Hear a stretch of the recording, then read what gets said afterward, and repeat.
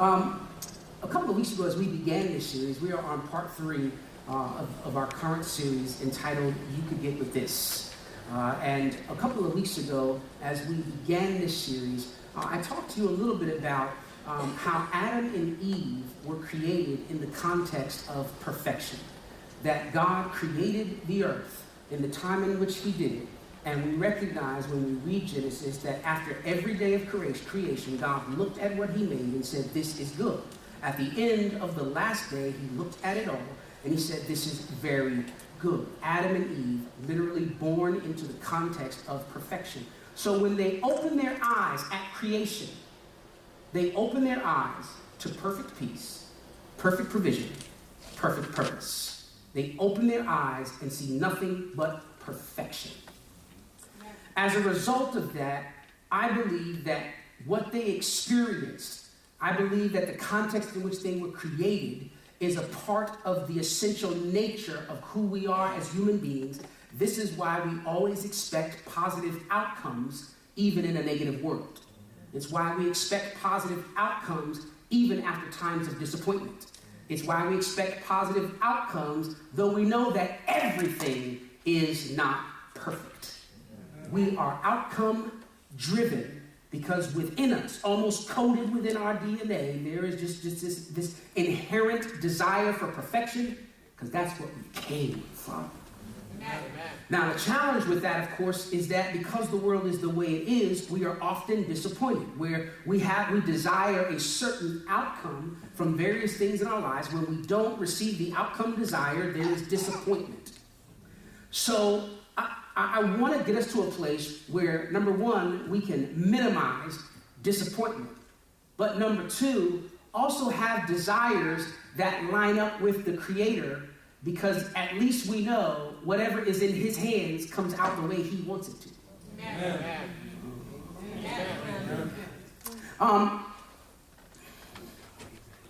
This is why I brought your attention to that area where Jesus was teaching about prayer. And I don't know if you've ever recognized this, but he actually does it twice. It's not just simply recorded twice in different gospels. Literally, there was a time where Jesus is teaching the disciples how to pray. As a result of them asking him, Jesus teaches how to pray. But then he also teaches the crowd at the Sermon on the Mount, the Lord's Prayer. So there are literally 2 times where he teaches it. But we know that when he teaches the disciples how to pray, he includes this phrase, your kingdom come, your will be done on earth as it is in heaven. And I brought that to your attention because I was asking you, have you ever considered that in your prayer life in reference to your life? Your kingdom come, your will be done on earth as it is in heaven. God, will you make the plan that you have in heaven for my life the reality of the life I live on earth? Amen. That if you have a plan for me, creator of the universe, the one who all power is in your hand, if you have a plan, will you please make it so that that plan is the reality of the life that I live here on earth? Amen. Why pray that? Because Ephesians 3:20 tells us, now to him who is able to do immeasurably more than I can ask or we can ask or imagine, according to his power at work within us. So then God has the ability to bring about in my life more than I can ask and imagine. Which means that God's smallest plan for me is greater than my greatest plan for me. Amen. Wow.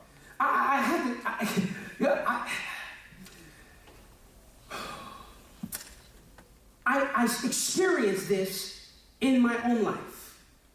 There have been times, years ago, I remember when we first moved into this building, there have been times where I'm literally standing on this platform, preaching a message, almost like I'm stepping out of my body, saying to myself, what am I doing? How did I get here? Yeah. What am I doing in Tampa while preaching a message? Because I'm sitting here experiencing something I never would have asked or imagined. So the challenge for us, though, is that whereas God has a plan, we have choices. Yeah. Amen. Amen. Amen. God's plan is one thing. Our choices, that's another. So we can want God's plan, but make our own choices that kind of take us on detours away from God's plan. How can we calibrate our lives to where what God desires for us in reference to his plan becomes the reality in which we live? And this is what I have been arguing in reference to Proverbs. That if God says, because this is proof that he has a plan, that if God says, for I know the plans I have for you, according to Jeremiah 29:11. For I know the plans I have for you, plans to prosper you, not to harm you, plans to give you hope and a future. And for those of you who are first-time visitors, I don't know what your theological position is, but we understand here that that word prosper has nothing to do with Porsches or 3,000 square foot homes. It has nothing to do with checks and bonuses, and it has nothing to do with that. That literally you could be driving a Porsche, but if your marriage is failing, you're not prospering. Amen. Right? So we need to be clear about prosperity and what it really means. But the point is that if God has a plan to prosper me and not to harm me, plans to give me a hope and a future, I want that. I want that, whatever that is. I may not even know what it is, but because he's the one in charge of it, he's the one who's guiding it, and I know his character. I want it. Amen. But what I have to do is I have to ensure that my own choices and decisions don't jack it up. Because we have a high propensity. Oh, all right. Some of the humans here are transparent and honest. Some of the humans are being real. We have a high propensity for messing things up that God might want to do with decisions that we make. Amen. In fact, we even see within the scriptures that there are promises that God makes to people. They decide that God's going too slow, make their own decisions, and jack things up. Is this not what we saw with Sarah? Yes, amen. Right? Remember? God promises Sarah and Abraham a child. Sarah begins to get to a place where this is taking too long, Lord. So she says this in the scriptures, I will give Abraham my maidservant Hagar, and she says, and maybe I can produce a son through her. Now, immediately my question is, if God said he was going to do it, why are you talking about maybe I can? Right. So she makes that decision, and as a result of that decision, when Haggai gets pregnant and Haggai has a son, Sarah has all kinds of issues. She's got issues with the fact that she's carrying her husband's baby. Who wouldn't? But it was almost like you're the one, this was your plan. And now you're mad. Then, when the son comes on the scene, and Sarah finally does have a son, she doesn't like the way that Haggai's son is treating her son. She's got more problems, but these are all problems she produced. Right. Why? Because she added her own decisions to God's plan. Yeah. Amen. So here's the deal. I've been saying, okay, if Jeremiah 29:11 is the reality of what God's intention is for us, that if God's desire is that he has a plan for you and a plan for me, plans to prosper us, not to harm us, plans to give us a hope and a future, how can I ensure that I live my life in the best way possible so that I line up with whatever God's plan is in heaven? And the answer, beloved, is written in the Proverbs. It's written in the Proverbs. Let's look really quickly at Proverbs chapter 3, as we've been looking at this text over the past few weeks. Look at Proverbs 3:1. This actually sums it up for us, and then we'll just go into detail with the rest of it. It says, my son, do not forget my teaching, but keep my commands in your heart, for they will prolong your life many years and bring you peace and prosperity. So here, very simply, God is saying, listen, if you'll just follow my instructions, if you follow my instructions, if you will allow my instructions to be the root of how you think. Because this is what he says. He says, my son, don't forget my teaching, but keep my commands in your heart. That word heart, is often really discussing the mind whenever you see it in the scriptures. The mind and how you think and understand and perceive. And so God is saying, let my instruction, my commands be the very root of how you perceive and look at the world. And if you do that, it'll give you long life. And the long life you live will be one of peace and prosperity. Amen. This seems to line up with what he's saying in Jeremiah, and he's giving us the key. The key is listening to what I'm saying. Amen. See, because the question that we've been asking is, how can God ensure that this prosperous life that he wants for you, this life without harm, this life where you have hope in the future, how can he ensure that in the midst of the fact that you make your own choices? He ensures that by giving instructions and directions that if we follow them, will lead to the end that he has in mind for us. Then look at what he says. Let love and faithfulness never leave you. Bind them around your neck. Write them on a tablet of your heart.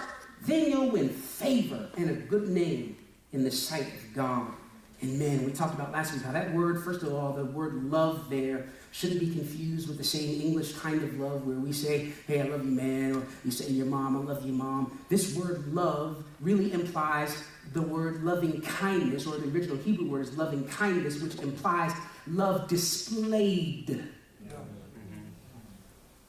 Love displayed. That means that it's shown in some way. That's not just lip service, but that you have done some kind of self-sacrifice for somebody else's benefit. That the perfect example of this is the Good Samaritan. Yes. Oh, all right, I can't go over it again. You got to download the app and watch the sermon from last week. The second word there, when he says and faithfulness, and here's this was interesting. You need to understand this. So I need to say it again. The word that the NIV translates into faithfulness is translated in 21 other versions as truth. Truth, because it just simply means in the original Hebrew, divine instruction. So here it's saying, let loving kindness, love displayed, and divine instruction guide you, never leave you. Bind them around your neck. And this is why I use the term guide, because when the word neck is used, it's talking about how you're guided, because animals are guided by the neck. This is why God continues to call the children of Israel stiff-necked, because he just simply can't get them to go where he wants them to go. Right. And so when it talks about binding them around your neck, it's saying let loving kindness and divine instruction guide you in what you do. And I was saying last week, the scary thing about that is that the fact that we're being told this also insinuates that there are times where there's something else or other things that are bound around our neck and guiding us. Amen. And whenever we have things that are not loving kindness and divine instruction that are guiding us, we cannot get to this end, which is that we will win favor and a good name in the sight of God and of men. So just think about this for a moment. I'm going to leave this right here. I'm going to say this to you, then I'm going to go right past this. Just think about the time, the last time, the most recent time, where maybe the opposite of loving kindness or divine instruction guided your actions. Did it play out in you winning favor and a good name with God and men?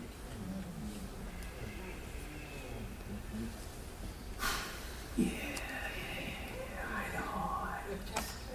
know. Okay. Raise your hand if you thought about it. Okay.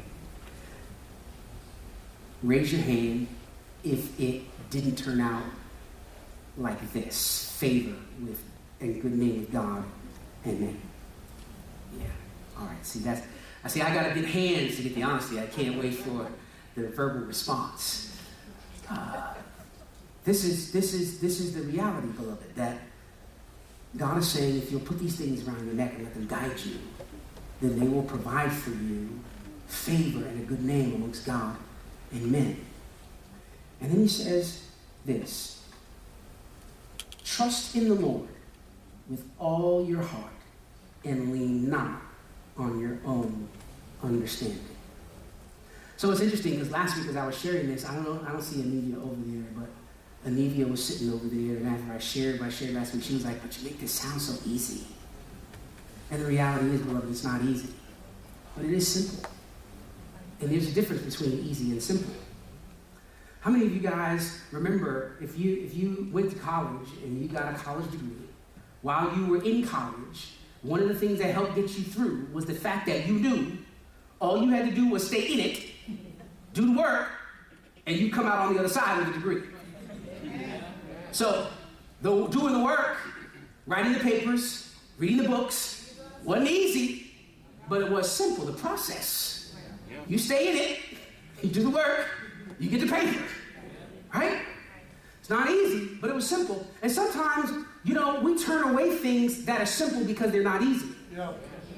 When simplicity should be attractive. All right, let me go on. Here it is. Here's the simplicity. When it says, trust in the Lord with all your heart, I need you to recognize that the writer of this presupposes that the reader knows the Lord. So let me ask you this. How many of you trust people you don't know? Raise your hand if you do. You trust people you don't know. Some people do. You trust the people you don't know? Huh? Do you? I'm going to pray for you. You got him, Jose? All right. Mr. Jose's going to pray for you. You would love to think that you can trust people you don't know. I think ideally we would love to do that. But wisdom would say, you don't trust people that you don't know. I mean, we can make that extremely, we can kill this point. Would you leave your children with someone you don't know? Would you leave your check with someone you don't know?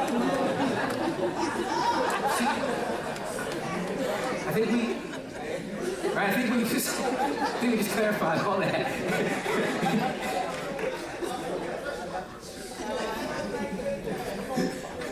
Will's gonna argue with me all day. Yeah. So here's the deal. We recognize as a principle, we don't really trust people we don't know. But we say we trust God, even though many of us don't know him that well. Now, let me say this to you.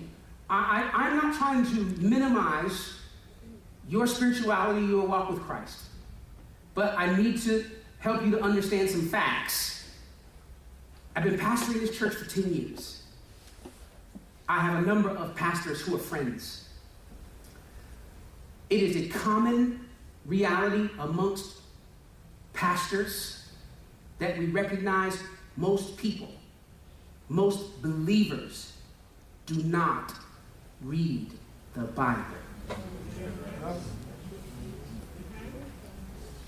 Number two, there are some people who read it but don't study it. So that they read, but they don't necessarily read well. So that it doesn't sound critical, let me help you understand what I mean. I'm not trying to be critical in any way. Here's what I mean. So, the scriptures have context. And there are a number of times where scriptures are used even by preachers and pastors in the wrong context. And then people will go quoting those scriptures out of context. This is how we know they didn't study that. Yeah. Just recently, I heard for the second time in the course of maybe 6 weeks, somebody say, as a man thinketh, so is he, and refer to however you think about yourself, that's how you'll be. I heard that preached twice in the past 6 to 8 weeks. That is not the context of that scripture. And there are lots of believers who will quote it that way. There are lots of believers who would read it and just read right over it and continue to believe it that way.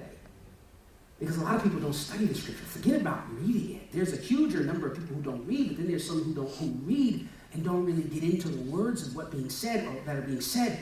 And beloved, those truths that the scriptures hold, those are the truths that guide our trust of God. Amen.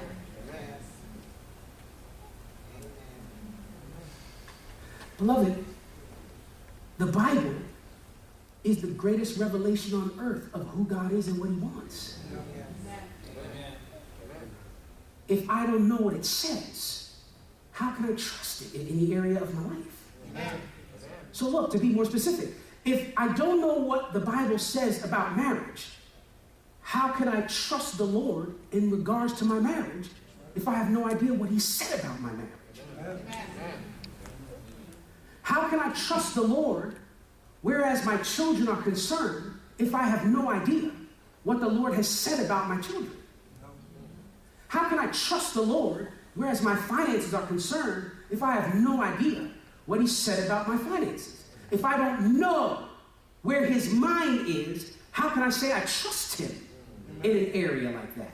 Amen. See, so this is what I'm saying, that we've got to be careful as we talk about our trust of the Lord, because what this is saying is trust him with all your heart. It's not even just trust him on Sunday. Amen. It's not just trust him with my religion. It says trust him with all my heart. That's everything within me. So in order to do that, I have to have enough information about him. Yeah. I'm sorry, beloved. Is this tough? Is this rough? No, it's good. I'm just trying to help. I swear. So the text is saying that we have to trust him with all of our heart, but to put that in the practical means and to put it into action practically in daily living, I have to know what he's saying around certain things. How can I trust him when it comes to people who are speaking ill of me? If I don't know what he says about how I deal with that. Do you see what I'm saying to you? So that this passage about trusting him with all of my heart, the writer writes it presupposing that the person who reads it knows who the Lord is and what he says about certain things.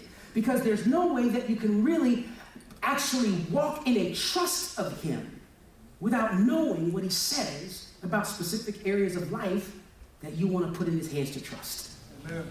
Amen? Amen. I think this will even help you even more. The next part of this text says, and lean not on your own understanding.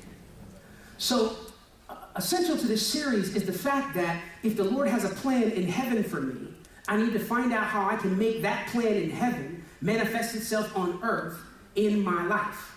Okay? This text says, lean not on your own understanding. So get this. If the decisions I make are all rooted in the thoughts of only human beings, can I expect to have spiritual outcomes?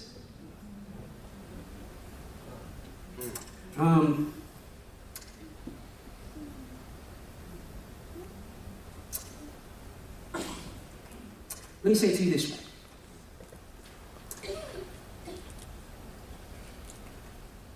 I want to make his ways the root of my decisions so that his plan is the foundation of all my outcomes. Amen. In order to do that, I have to lean on some understanding that's beyond me. In order to do that, I've got to have some of his understanding about some of the things and where I make decisions. Amen. So that as I make decisions, I'm acknowledging him and thinking about him in the midst of each of those decisions. That's how his plan begins to unfold in my life.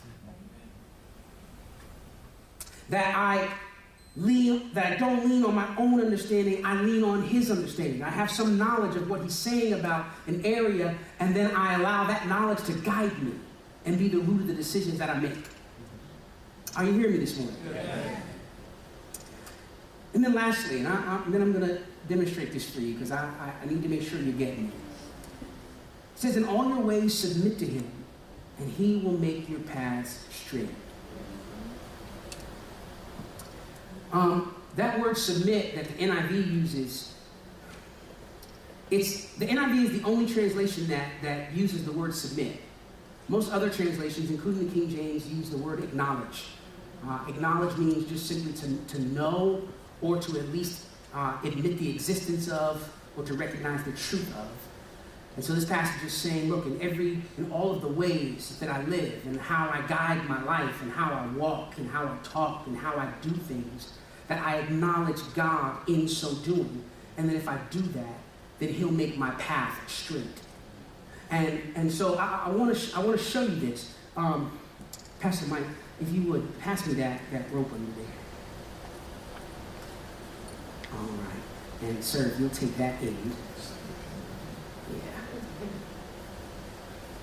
Yeah, you can sit too, because you're going to need your leverage. Yeah, so pull quite a bit. Pull most of this your way. Yeah.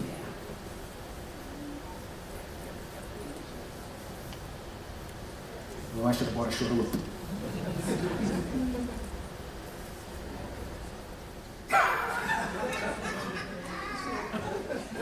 So, at first I was like, oh, okay, she keeps the rope in her trunk. Then I was like, oh. Wait a minute.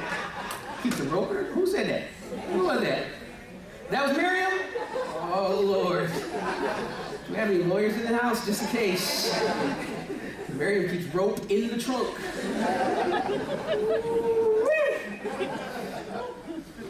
Right. If anybody from church ever goes missing, the first person I'm looking for is Miriam. You got them tied up in your trunk, Miriam? All right, very good, very good, very good, very good.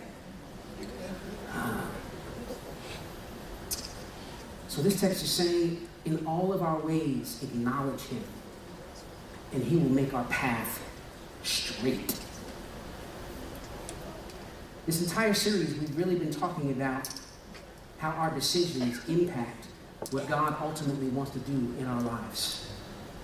And this text is telling us that if in our ways, how we live, we'll acknowledge him, he'll make our path straight. So one of the things I recognize is, if God is the one who is controlling the path and he says it's straight, it leads to a good place. I may not be able to see it, but I know at least who's behind it. I may not be able to see it, but I know that where he takes it, it's going to be good because he's good. The challenge is, though, I make decisions. And so sometimes in some of my ways, my marriage could be one of my ways. And it could be that within my marriage that I stray away from the straight path. It could be that I talk to my wife in a way that's not godly. Hallelujah. It could be that I go to bed angry, though the scriptures say, don't let the sun go down on my wrath. It could be anything. I mean, the scriptures give a number of commands concerning what I do as a husband. And if I stray away from God's word and his way, which this rope represents, then I find that my path is no longer straight. That's right. Now, sometimes we can get so involved in things that we can get wrapped up. Wow. And when you're wrapped up, it's hard to even see how to get straight again, depending on how deeply we have strayed away from the straight path. And many of us often deviate. This is the straight path, and many of us always take these detours. Well, Lord, I think I should date this way because this just seems better for me right now. But I've gone off the path, and it's not straight anymore. And beloved, what we want is we want to be able to walk with our path straight. And the scriptures say that the way to do that is to acknowledge him in my ways. So that means that if this is his word and his way, if this is my marriage, I'm not deviating from what the scriptures say concerning my marriage. Rather, I'm trying to bring my marriage over here to the straight path. Right? That if I'm single, I'm not trying to deviate from the path so that I can be dating somebody. I'm trying to date somebody who can walk this path with me. Right? But then we also have to recognize that because you're moving, that as you're trying to walk this path, it's not always as easy as just picking up slack. Hold it tight, Mike. Sometimes you got to pull to stay on the path. Sometimes it's difficult. It's especially difficult when somebody says something to you and you want to respond in a particular kind of way because your flesh has risen up, where they have tested your pride and your patience. It's hard. That's when you gotta hold on to it, and you gotta pull, right? Because look, it requires some effort, and we need to recognize this. Not everything that God does he just simply do where you just sit back, relax, and let him do it. There are a great number of things where the scriptures are commanding us, like when it says, work out your salvation. Right? That's not something that God is doing for me. That's something where I have to exercise some strength and some pull. There's times where I have to do that. In order to move forward and stay on the path, I have to use some of my own strength to do it. Sometimes that strength, that's my own strength, is just the strength to get down on my knees and pray. Sometimes it's the strength to open up the scriptures when I don't feel like it and find an encouraging word. But at some point, there's going to be a time where it's not just a matter of just picking up rope slackly and walking along. There are going to be times where I got to pull. Then there are going to be times, beloved, where your walk is going to disturb the world. And there are going to be times where you're on this path and the world is throwing things your way, and that you're actually holding on tight, not to move, but just so that you aren't moved. There are times where the world is coming at you because of what you believe and what you think. There are times where people are throwing things at you because you follow Christ, and all you're trying to do is hold on to this path because you know that this path is straight. Amen. See, beloved, what I want us to do is I want us to get to a place where we recognize that although life will not be perfect, thank you, Pastor Ray. Although life won't be perfect, where we recognize, just as Jesus said when he said, look, don't worry, because tomorrow has worries of its own, and tomorrow has enough trouble of its own, to where we recognize that life is already going to have trouble. We can't avoid that. But the trouble that life brings is trouble that God uses on your behalf for his plan. But Jesus' warning when he said don't worry was also a warning not to add additional trouble to the trouble that life already brings. That was in the context of what he was saying when he was saying, look, don't worry, for tomorrow has enough worries of its own. He's saying, look, don't add your worry to the trouble that already is coming. Don't add to your trouble. And there are decisions that we make that add to our trouble, unnecessarily adds to our trouble. And I was saying that the Lord can always make a miracle out of your mess. Always. But if he has to do that, I promise you, you're going to sit in mess for a little while first. Amen. And that mess often costs us money, often costs us time, sometimes it costs both. So rather than having to depend on the Lord turning my mess into miracles, I'd rather walk in a way where my path is straight.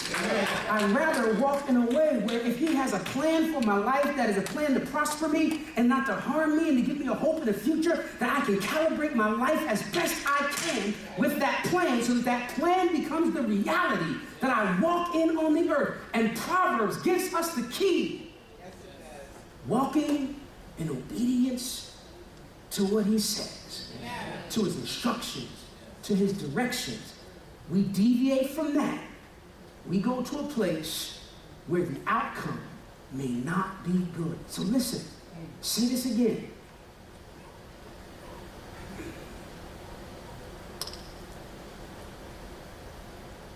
If all of my decisions are rooted in thoughts of human origin, how can I expect the outcomes to be of divine origin?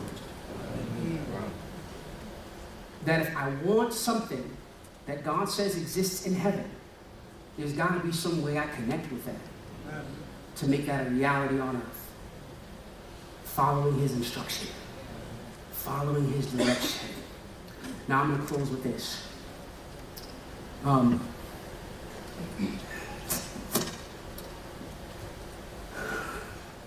didn't grow up in church. Many of you know that, who have been here long enough to know me.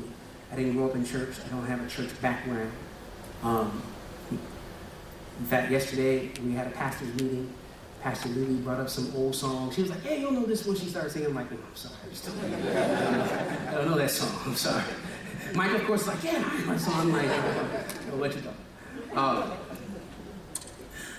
But I do recognize this. I always associated church and religion with following rules. That there was this obedience that you did to please God. That there was an obedience that you lived out because God said so. And while that perspective could be had, the better perspective is to recognize that everything that God says and has given as a command or an instruction is really a safeguard to keep us within the confines of his will, so that the plan that he has for our lives can be a part of our lives. Because it's only when we step outside of the bounds of his provision and protection where we begin to experience outcomes that really aren't associated with him at all. I don't want outcomes in my life that didn't come from him. I don't want outcomes in my life that don't have nothing to do with him. I want the outcomes that he desires for me. And the closer I can stick with him. See, I'm making an argument here for obedience that has nothing to do with following rules. I'm saying that the Lord desires to prosper you, and that the road to that prosperity is listening to the instructions of a loving Father. Amen. Because he loves you and he wants you to be well.